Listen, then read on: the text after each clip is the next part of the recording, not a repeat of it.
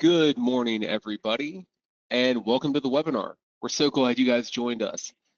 Today's session is going to be focusing on the safety and EHS tools here inside of QT9 QMS. So we're going to be talking about not just safety incidents. We're going to talk about some other uses of QT9 QMS for your EHS efforts. Now, before we get too far into the content here, I do want to go over some of the basic tools and information about the webinar series. So the first thing I do want to bring to your attention is going to be the orange arrow on the vertical webinar toolbar. Now that arrow is going to either expand or collapse your toolbar view. Now that's important because at the bottom of the screen, there is an area for questions. So please submit any questions that you have during the webinar and our team is going to be available to address those.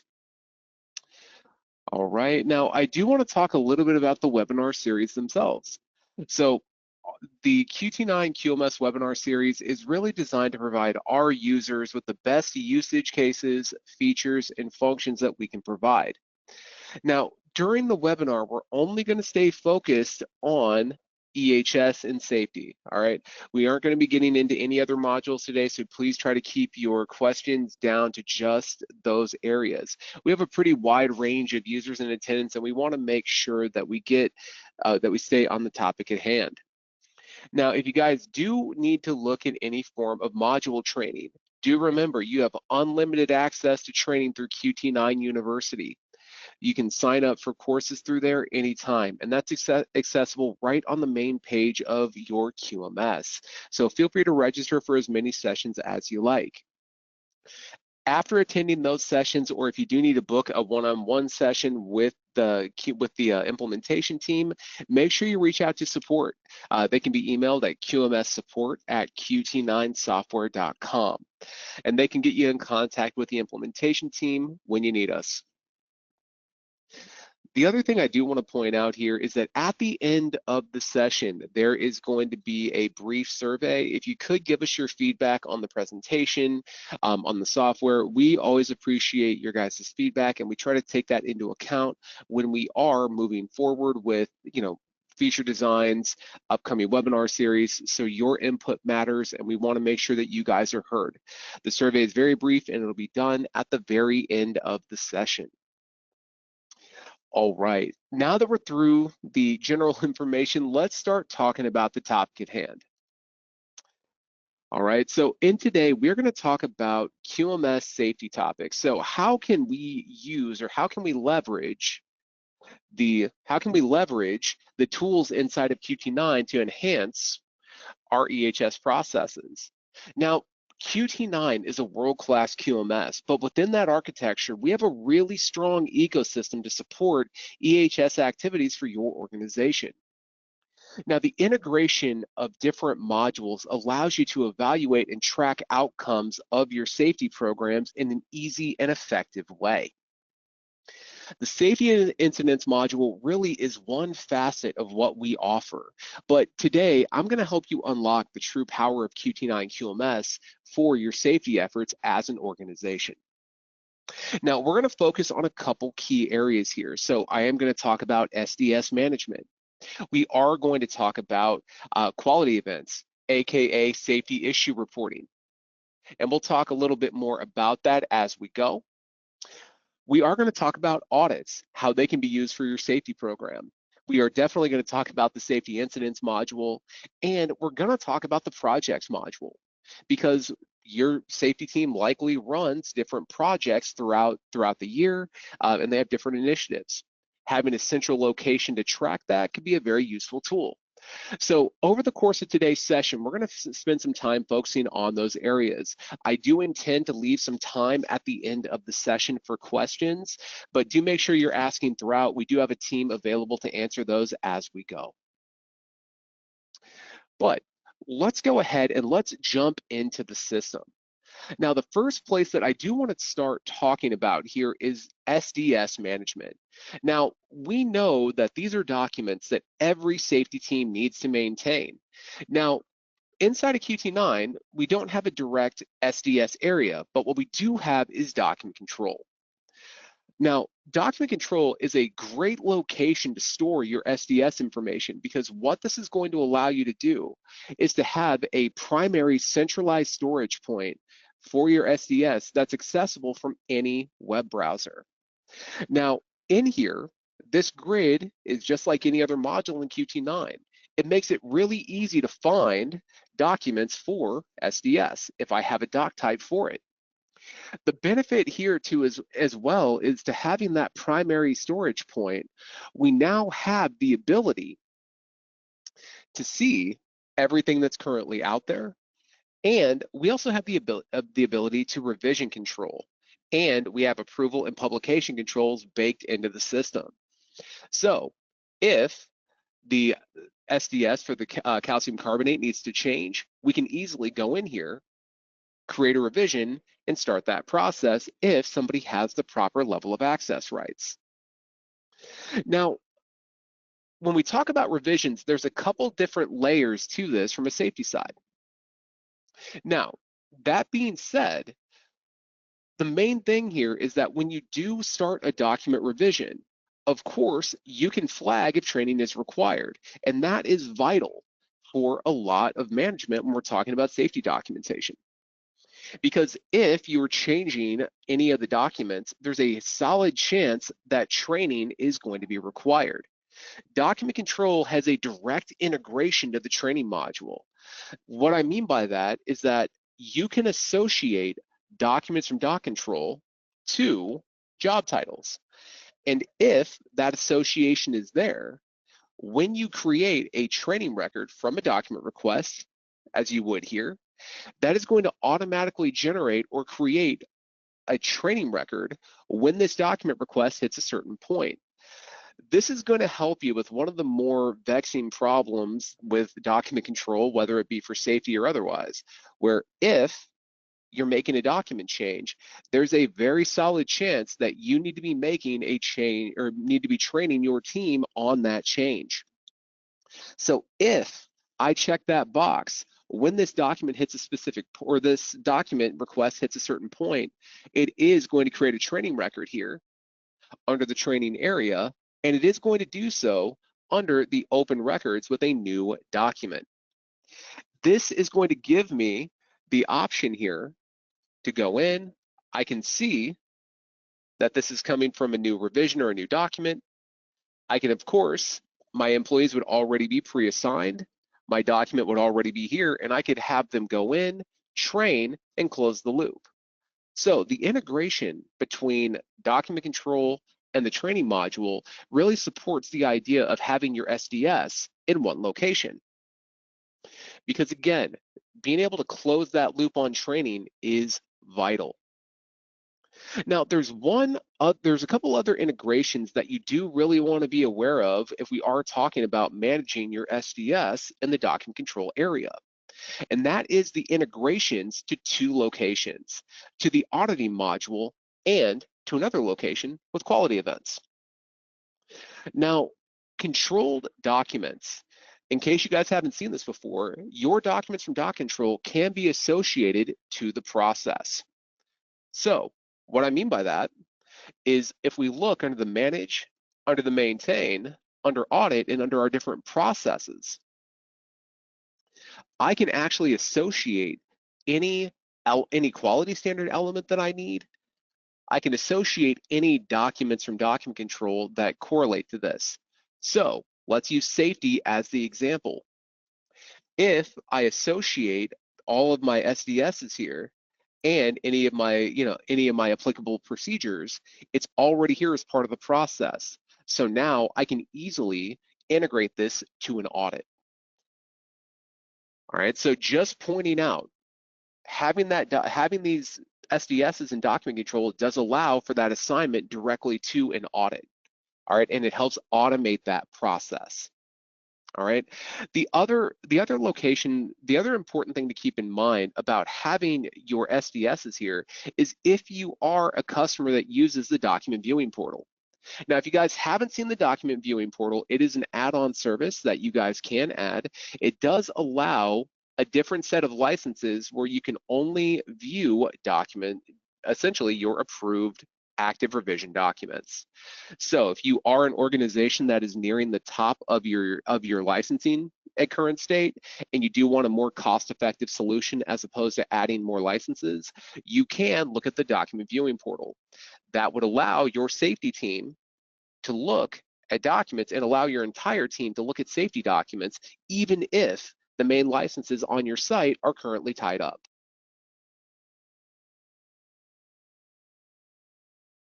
All right, very, very important. So again, when we think about centralizing where your SDS is stored into the system, you can see that this allows you some opportunities that you may not have thought about. Now, SDS is one piece of what we're going to talk about today. The other thing that we are really going to talk about in today's session, though, is quality events. Now, quality events don't always correlate directly to safety issues, but let's talk about what a quality event really is. All right. We have quality events in here as a way to capture or be the initial point of evaluation of any issue within your organization. So that could easily involve safety. Now, the other reason that quality events can have a lot of credence to the safety team is, what if we want to allow our employees to participate in the safety program, but I don't want to give them full access to the safety incidents area because maybe we have private information in the safety incidents? That's okay. I can use quality events as an initial point for any issue that they want to report. By doing that, what you can do is you could enter, and they could enter a new quality event. All they would really have to provide is a title, a responsible party. They would just select for the type, potential safety issue. They could select a category that they feel is relevant here. They could select a priority and then put in a description of what happened. They could then assign this to somebody from the EHS team. By starting the process here, they're putting in their observation, what they've seen, and they're reporting it up to your EHS team. Your EHS team can then go in and they can go through a full evaluation and investigation and determine what actions really need to happen here. So let's talk about that. I've got an example, or I've got a couple examples that I put in here. So let's say, in my case here, that I have a potential SDS documentation issue. All right, so let's say that we've reported it. Now, let's say in our description here that there's an issue with an SDS for our sodium hydroxide solution. The concentration changed from 15% to 25%, and the SDS appears to still be on the 15% concentration. So they added some additional context here with the change in concentration was made at direction of maintenance, but unsure if any document changes were filed. So they're flagging here exactly their observation of what's happened. They're then assigning it or giving the responsible party context. That responsible party can now go in and they can begin the process of an evaluation and investigation here inside the quality event. Now, they could go through and select or indicate any processes that are impacted by this, anything that they feel is relevant. But the real key element here is that this is your initial point of the evaluation and investigation. You are determining what needs to happen here.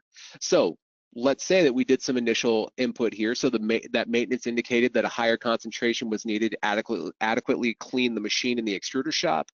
And they stated they made a change request to the document control team. The follow-up to that is we spoke with document control. Maintenance made the request via email instead of routing it through QT9. So it appears there's a merit to the documentation issue, but need to retrain the maintenance team on the new document control procedure inside of QT9. So that being said, I could call for further investigation here, or if I feel we're at a good spot, the main superpower of the quality event module really is related records. So in here, I could easily say that we need a change control, we need a corrective action, we do need a safety incident, or we need training. I could generate all of these off a single quality event. Now, when we think about when we think about this process, or we think about this makes this a really great initial vetting point for any issue that we run into from a safety side, because I can generate all of these different record types off of a single quality event. So if an incident's required, great.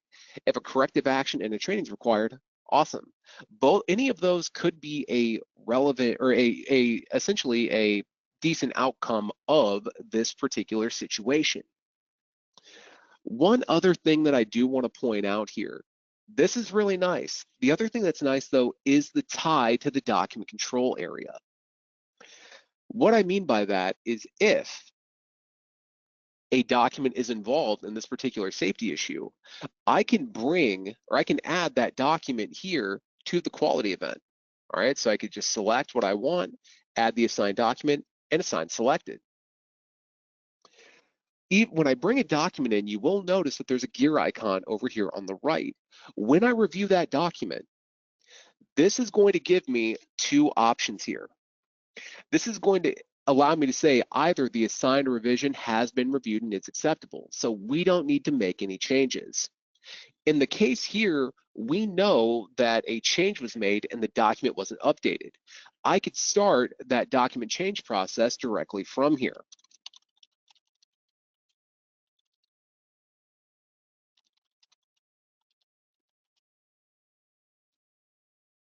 All right, so I'm just typing in my quick note here. And of course, I can initiate a new request. So I actually just started a document revision request directly from the quality event. So again, having those safety documents in there, whether they be SDS, procedures, instructions, anything of that nature, now this is giving me a more comprehensive system to manage that information. So at some point, I can come in here, flag the new revision is acceptable, put in my notes, and I can complete that review.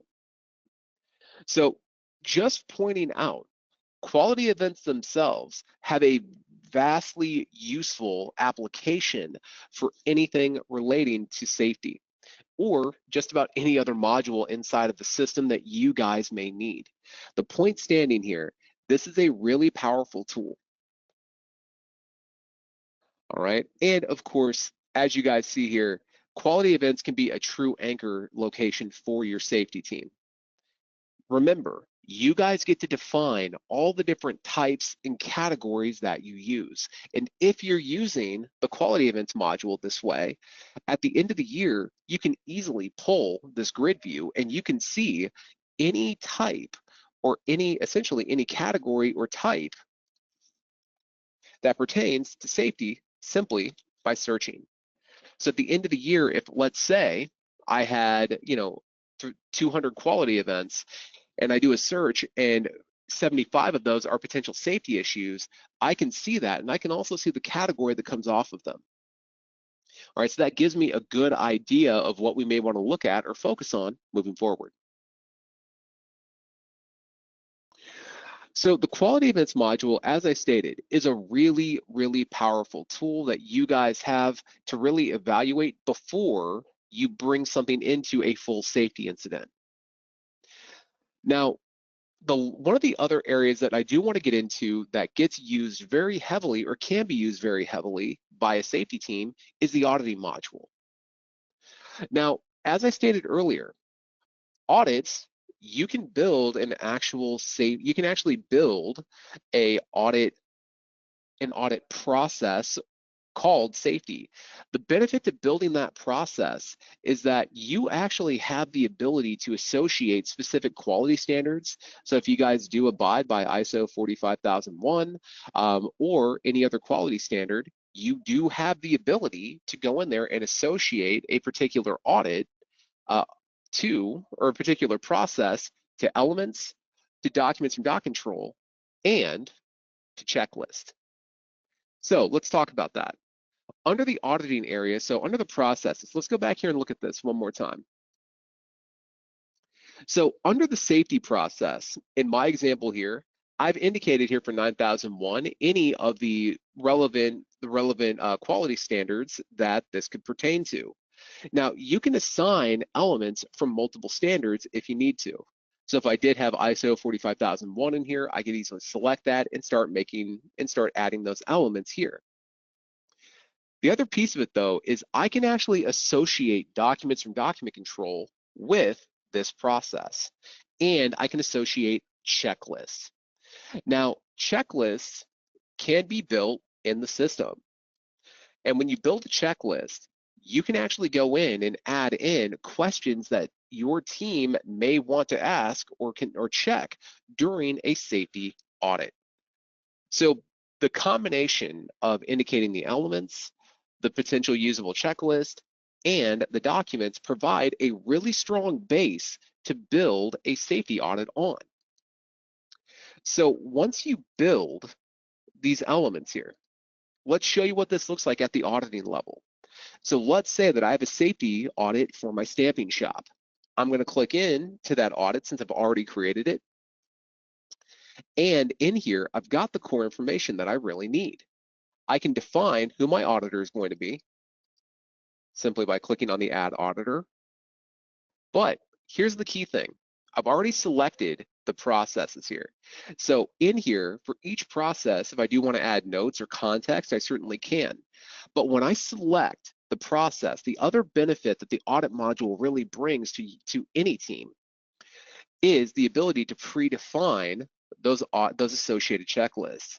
So now they can go through here and determine, do these conform, yes or no, and they can add notes for each and every one to provide context.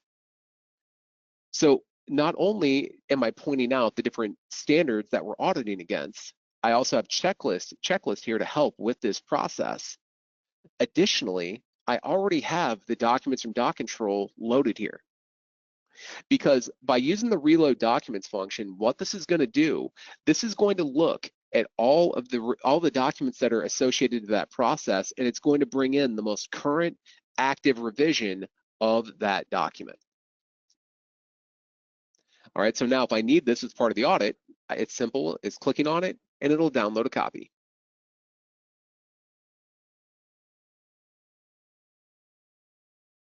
So just pointing out, very, very useful tool. Of course, the other benefit to doing your audits through here is that with an audit, you do have the ability to assign results. And from those results, you can tie back to your corrective actions and your preventive actions. So if you do have a major safety issue and a corrective action is required, you can generate that directly from here. All right, so very, very powerful integrations with the safety team, because again, safety is a piece of what we do, obviously, in quality. This is giving you guys the ability to have this information, and you could have anybody be an auditor that you want. Remember, the auditor list, just so you guys know, this is pulling from a list of auditors. So this could be this could be a list of people from quality, from safety, from upper management. And you could also give your safety team access to the auditing modules to where they could be an assigned user. Because remember, an assigned user, you can have multiple of them, but an assigned user can actually edit this record, where an auditor is simply referenced. All right, so do keep that in mind as we're proceeding here. So when we talk about how audits can be used, this is obviously a really powerful tool that your safety team could utilize at any point in time. Now, some of the stuff we talked about so far with audits, with document control, with quality events, these are all really, really great tools that can support your safety efforts. Now, of course, the primary driver that we have inside of QT9 is the safety incidents. So, of course, safety incidents are an extremely powerful tool, and this is the typical standout for an EHS team. All right, but like I stated, this can be a facet of the safety of your safety processes and safety programs that you guys are using. Now, incidents can be used to log a number of different issues. They can be used to log injuries. So injuries, equipment damage, near misses, environmental hazards or issues, behavioral issues. Incidents can be indicated in a lot of different ways. Now, just to point out, you guys get to define your incident types and your incident categories. All right, so again, these can be made to be customized for specifically what you need. Now, we have some of our customers that prefer to do all of their safety incident logging here. And that includes even items that may not escalate to a full incident. So instead of using quality events as like a screening program or like a screener, they're putting things directly into the incident, and they're letting their team in here to actually just make the reports, allowing you guys to do the investigations directly here. Now, there's nothing wrong with that approach. It's just a different way to look at it. The benefit here with having the safety incidents, though, is that this has some drop downs and some functionality that other modules don't have. Now, what I mean by that is that you do have the ability to capture injury details for an incident. Now, again, this is unique to this module. So if you do have an incident that does incur some form of an injury, you can indicate that here. All right, so in this case, and I've already got one in here, but let's say in my example here that we had 2 people that were injured over the course of this incident. When I add a person in here, I can select who they are.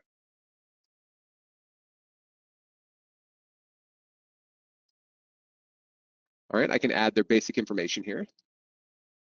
I can populate contact information if I choose, but most importantly, I can indicate if an injury occurred.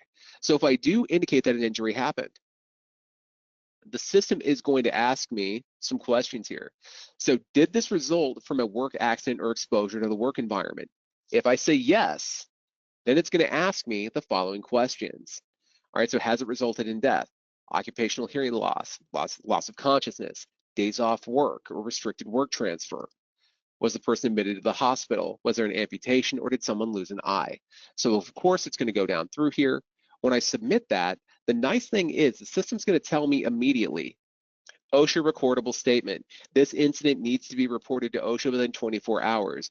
Based on your settings, QT9 will attempt to email notify the following users: your global admin, site admin, safety admin, and incident responsible party.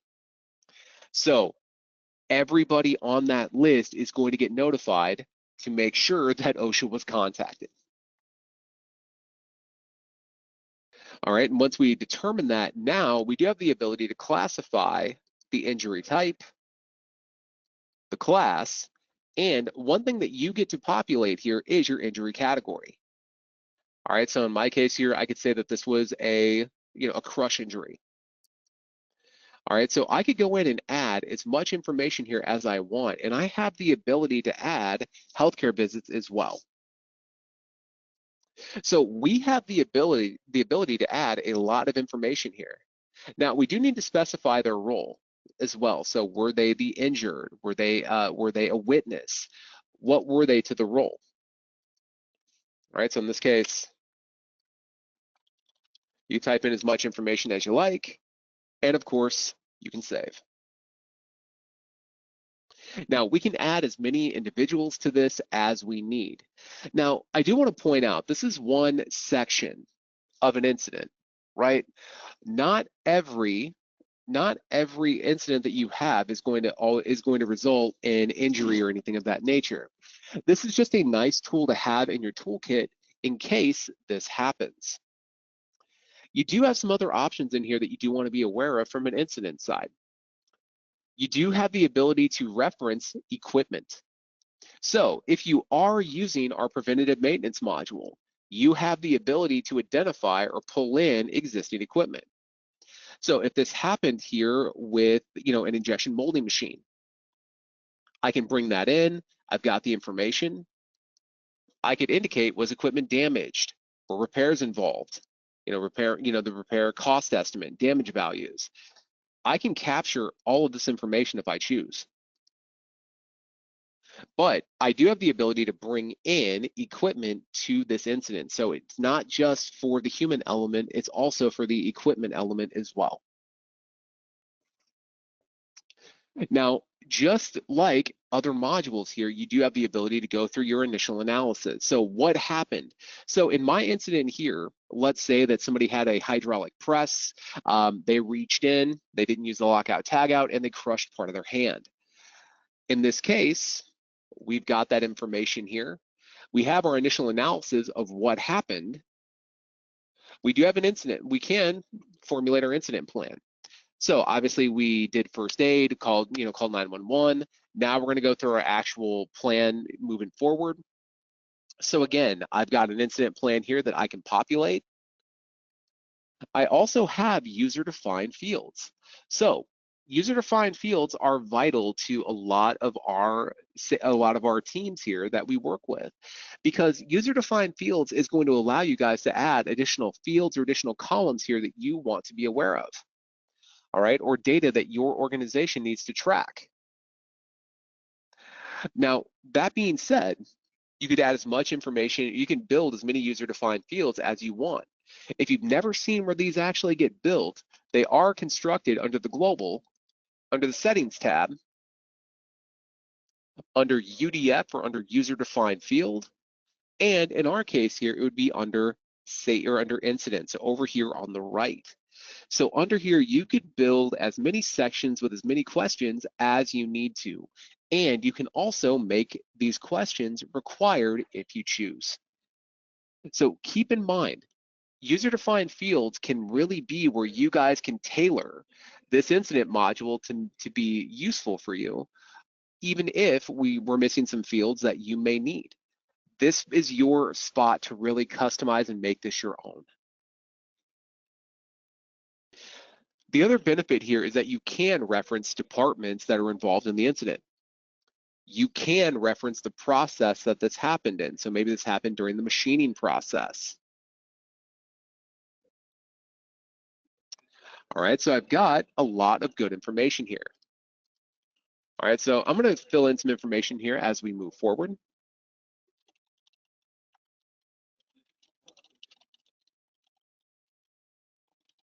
All right, just type in some information. Now, action taken, this is a requirement. So in this case, we're going to say that we're going to integrate interlock systems to prevent manual access during standby mode. We're going to develop a near miss reporting program to capture small issues early. And we're going to strengthen accountability for bypassing safety procedures. All right, so I've got a good idea of what we would do from an action taken field. And the other thing we can do here is we can also vet and log other potential hazards. All right, so if we have additional hazards that came out of this or additional considerations, we have a place to log it.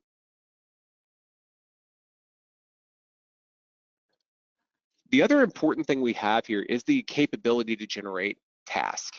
Now, task can be a really powerful tool for anybody in an incident.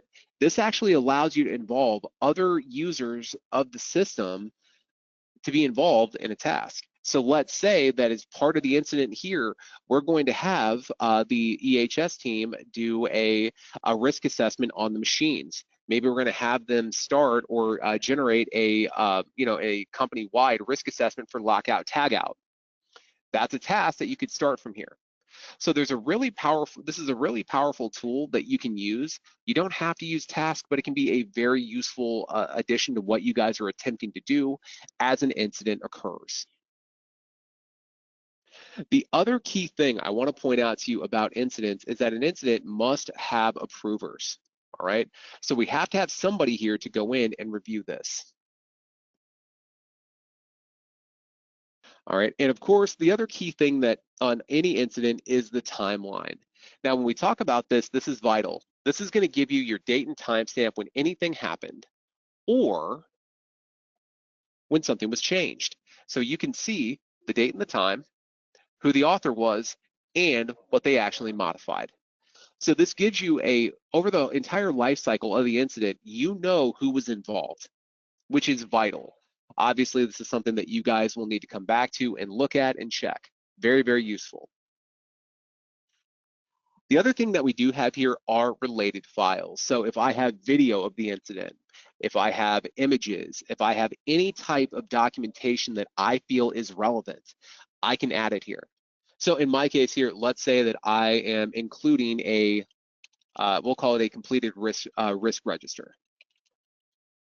All right, I can set that, I can search my computer, and I can locate that document. Now I can upload as many items here as I want, as long as each file is under 150 megabytes and non-executable. All right, but just like any other record inside the system, when there are approvers, I've got to make sure I have all the required fields. I can then submit this for approval.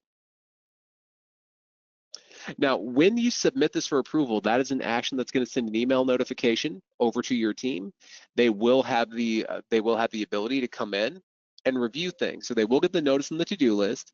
They will also get an email. They can access this incident.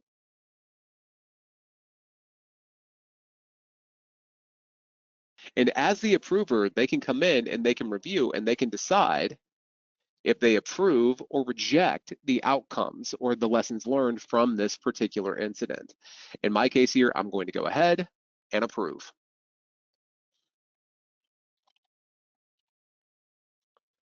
All right. And once all approval happens, you can add your optional approval notes, confirm, and now this incident is going to move to a completed or closed status. So incidents themselves are a very, very powerful tool.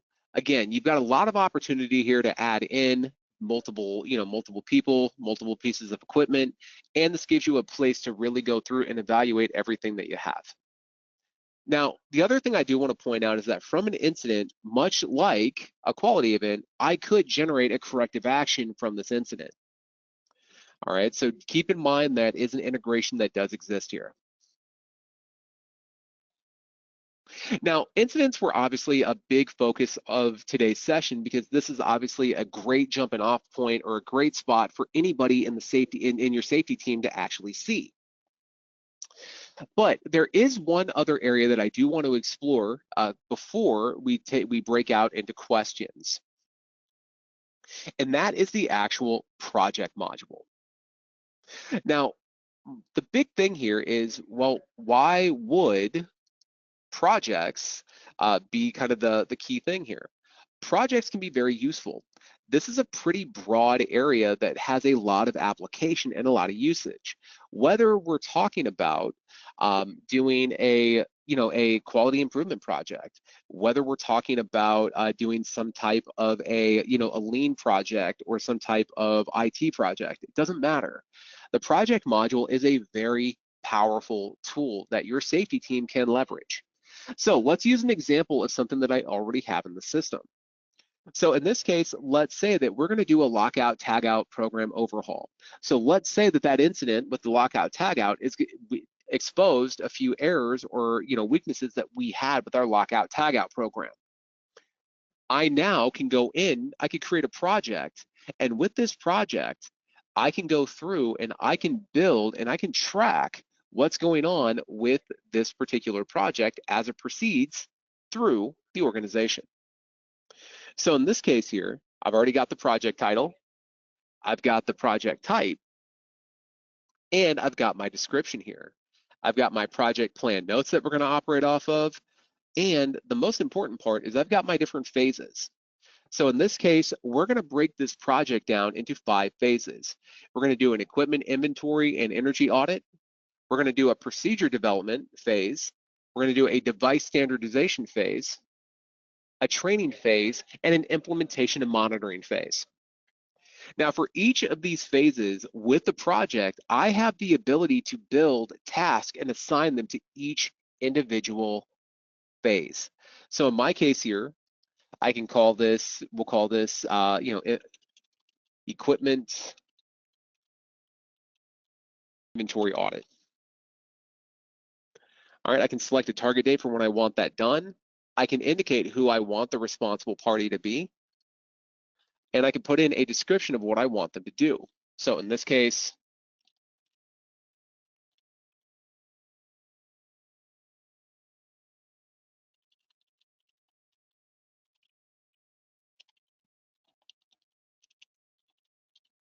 all right, so I've got my notes. And of course, I can save, and that will create that task. Now, the other thing that you do have to do here is select what phase this is going to associate to. So in this case, I'll go over to phase 1 and save.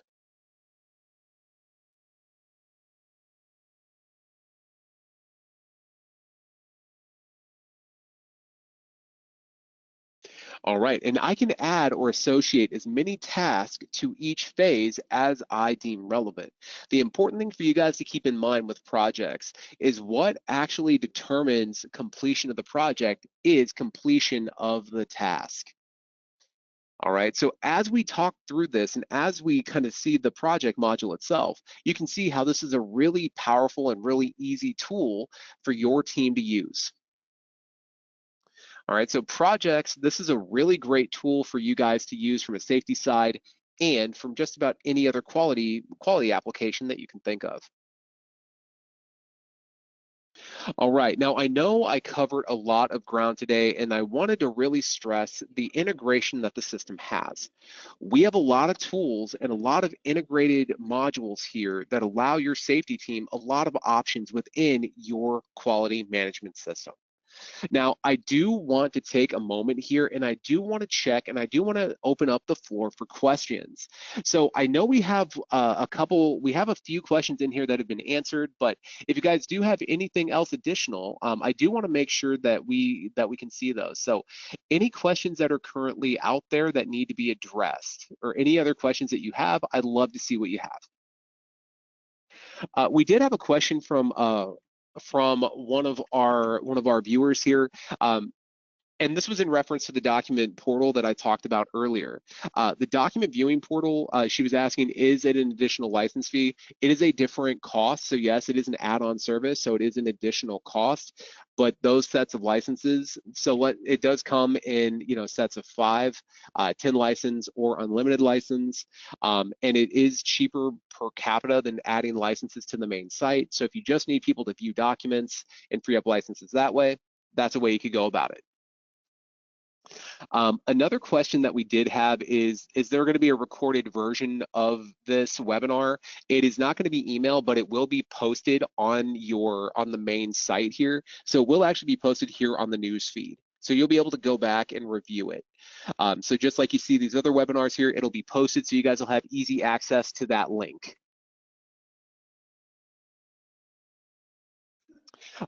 Great, so we had another really great question here. Is there a cheat code to get the SDS started in QT9 or just the hard work of data entry? So that's a really great question. If you've got a high volume of SDS that you want to bring into the system, you can do what we call a bulk document import. So if you do have those documents in hard copy, you can work with the implementation team and we can show you how to actually put together an import template to bring all of your SDS in one big batch. So I believe, Austin, that was your question. If you do want to follow up on that, make sure you send a question over to support, so that QMS support at QT9software.com, and then get you in contact with our team to talk you through how that import could be useful. Okay, other great questions here. So are the OSHA recordable incident details in here? Yes, they are. One of the global settings that is available, and this is something I overlooked, so I'm glad you guys brought this up. One of the bigger tools available to you in that module for incidents is the ability to enable OSHA settings. So if these settings are turned on, this actually allows you to auto-generate your OSHA 300 and 301 document immediately. So you do have that information available. So let me see if, since I turned it on now, I'll see if that works on one of my existing incidents. Bear with me here.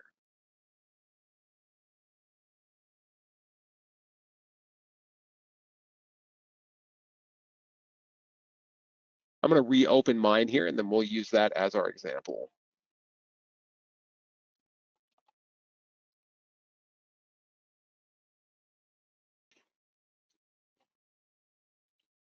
All right, so as you can see here, I can print the 300, 300A, or 301 form. And this will obviously be populated if you do have an injury that warrants that information. So again, those integrations do exist if you do need them.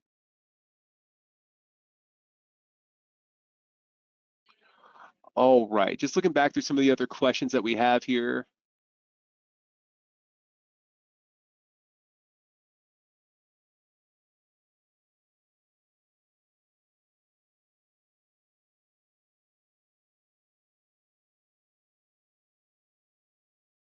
So we had a good question here from Colleen.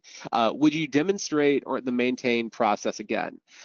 So you may not have, so keep in mind, you're only going to have access to the manage menu if you are a global admin or a site admin with a data admin user designation. If that's the case, you would have access to manage, maintain, audit, and processes. So you would have to have a specific level of access to be able to come in here and make that change. So again, that's where that would be. And of course, if you do want to add a process, you can do so up here by clicking on new process. Or if you want to edit an existing process, you could go in and modify an existing process.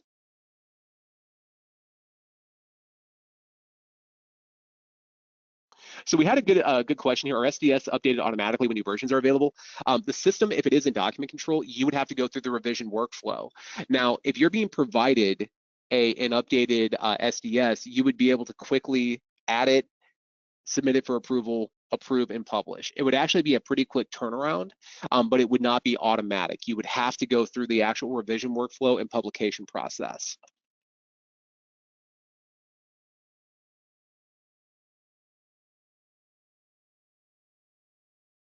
Okay, we had a good question here from Kevin.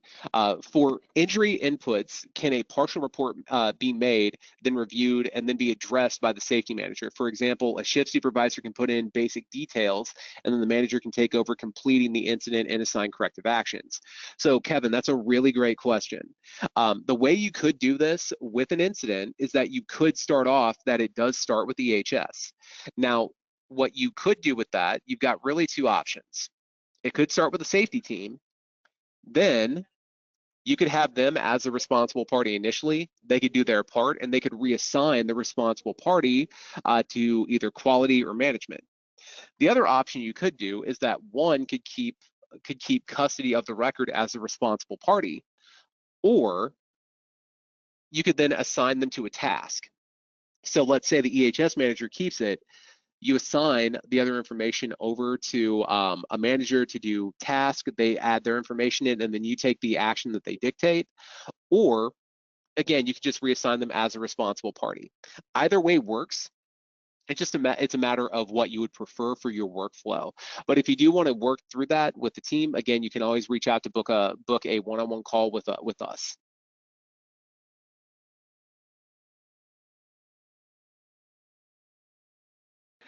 All right, we had one last question here. So can we create recurring checklists on a regular basis? For example, the weekly RCRA has storage inspection. Now, with your inspections, you can go a couple ways with that. If you do like a recurring audit, like a recurring checklist, you can determine how often you do those. That would be up for you guys to decide. But ultimately, you could use audits for weekly if you wanted to.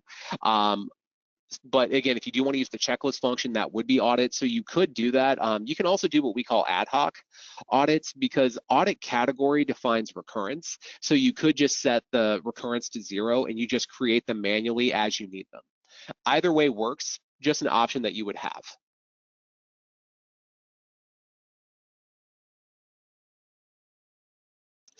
We did have another follow-up question here. So when you upload the new revised SDS from the system, then what happens to the old version of the SDS? So let's talk about that.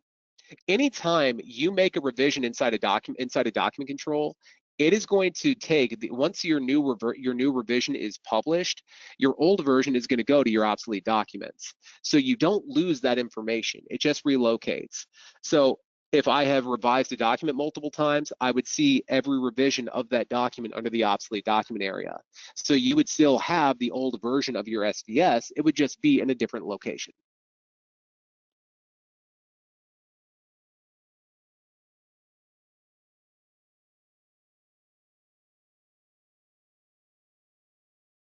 All right, it looks like we've got most of the questions taken care of here.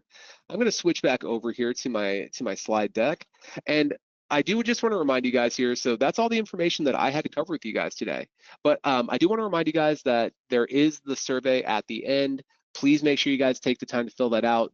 Let me know if you guys got something great out of this. If you guys have feedback, we'd love to hear it because we always want to get a little bit better.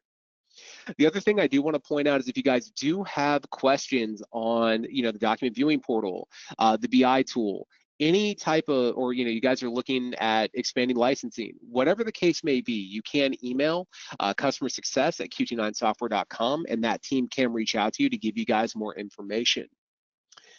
The last thing I do want to point out here is that if you guys do need to get in contact, our number is right here.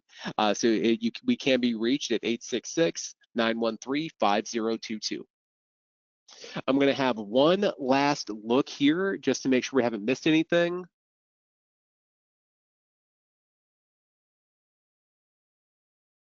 We did have a question when entering an incident report, is there a way to pull in the employee's address from the main data file? We wouldn't have their address in the system, so that was something that would have to be manually added. So we wouldn't have a way to pull that in. You would have to add that manually to that area.